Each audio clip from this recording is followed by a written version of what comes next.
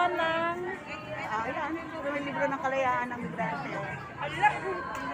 ano yung tungkol sa aklat ko?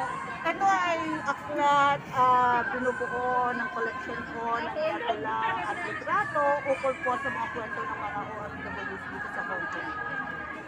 Oh, okay.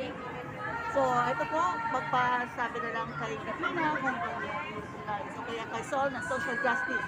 Social justice for migrant For workers migrant or kay sa ating presidente na si Marites Palma. Okay, Okay. maraming salamat po para po sa mga members ng Social Justice for Migrant Workers. Ito po ay aklat ng kwento po ng ating buhay po ng mga migrante dito sa Hong Kong. So, pwede pong pakitapilitin, get one copy. Magkano po yung isang copy? $80 po. Oh, okay. Maraming salamat po. So, Okay. ayan, supportahan po natin mga migrante ng Hong Kong. Maraming salamat. Congratulations!